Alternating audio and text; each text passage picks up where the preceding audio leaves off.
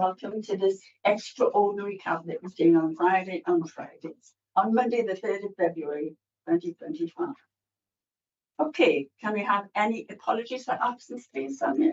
Councillor Karen Clark. Thank you so much. Can we now receive any declarations of interest and notification of any dispensations granted? Have we got any? Yes, Councillor Harrison. Yeah, I think dispensation I gave at the last meeting regarding which has been safe for a member of Northumbria Healthcare. Yes, you have a dispensation. Yes, Councillor Early. Declaration I made at the last meeting about being a trustee of care. Okay, anyone else? No. Thank you so much. We're now on to item 3, which is 2025 to 2029 financial planning and budget process. Cabinet's final budget and council tax requirements proposals. And so to you, with Councillor Magdalene. Thank you. Thank you, Mayor. This report matches the same one that we discussed last week. Following its presentation, overview and scrutiny, all material matters were raised that require any amendments or attention.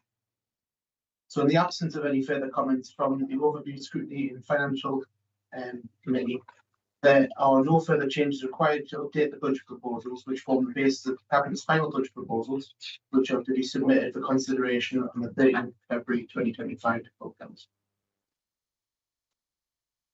Thank you so much, Councillor McMullen. Right. Has anybody got any questions or any comments about this particular item? Anyone? Yes, Councillor. Yeah. Thank you, Mayor.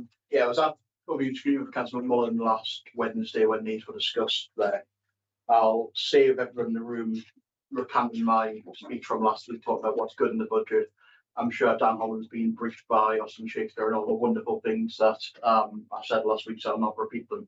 But I think the big takeaway from overview scrutiny was, the opposition like to moan that they're not the decision makers in this borough.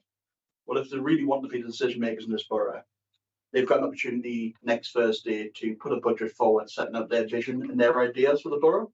And I'd urge them to do so. If you want to lead this borough, put your money where your mouth is and show us that you can put forward a budget that's realistic, that's financially viable, and that sets out all the challenges that they say they want to tackle. Because the reality is their budget is fantasy, their wish list of things they wish to spend money on is pure fantasy and not grounded in the reality of the council budget.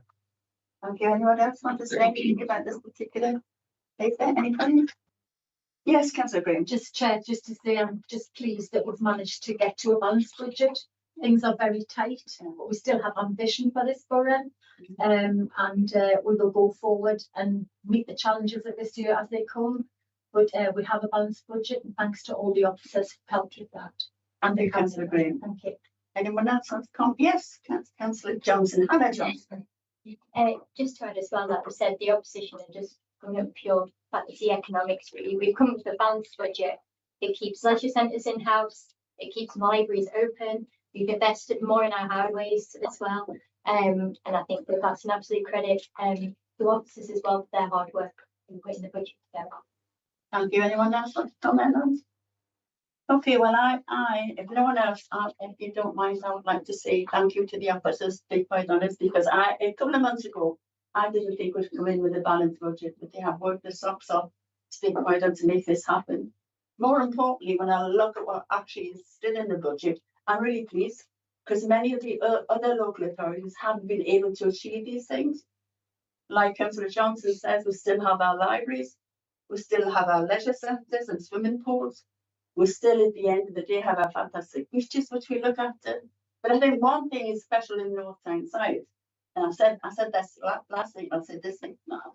Everyone in all the organisations, in all the community groups, and all the businesses in North Tyneside actually have been tremendous, because we've been through very, very difficult times, lots of cuts, lost a lot of our resources.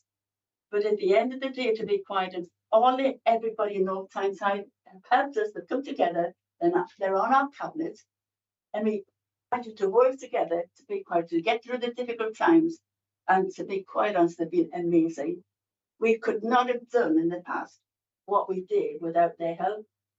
And there's something very special about being in the position that I am when I feel as though most of the people in the borough come together and want what we want, the very, very best for the people we serve. So thank you so much indeed. Thank you to my cabinet colleagues, my finance, who work tirelessly with the officers to come to this position where we have a balanced budget. In the future, looking ahead, it's not going to be easy.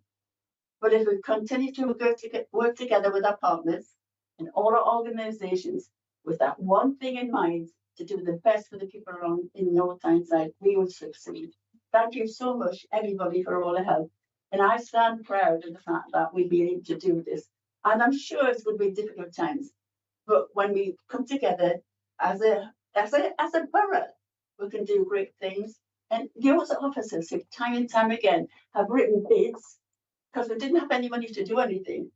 But many of you will go around this borough and see the things that we have managed to do by the bids that some of our officers have written, and they brought in money. So I think at the end, when I look at this, I'm so relieved, but so pleased and thankful that we can now go on and serve our residents as best we can. You know, great effort by everyone. So thank you so much indeed. Can you? 2 recommendations. Yes, I'm just going I know we have to agree it. I just want to look at the recommendations and I would love you to agree. I'm sure you will. Right? Note the report of the budget scrutiny subgroup of the overview scrutiny coordination and finance committee dated the 29th of January 2025 in response to the Cabinet's updated budget proposal. And confirm that in the absence of any further comments from the Overview and Scrutiny Coordination Finance Committee, that's a long thing to say, isn't it? And that no further requirements, we will form the basis of the Cabinet's final budget proposal submitted to the Council for consideration on the 13th of February 2025. Now, I hope I can all come in and sort of support that. Great. Can you support that? Right, all I'm going to say to you now, to start running away, we'll have another cabinet meeting, but not next week. You'll be relieved about that. We'll have another cabinet meeting on Monday, the 17th of February at 20:25 at 6 o'clock. And thank you for coming, much appreciated. Thank you.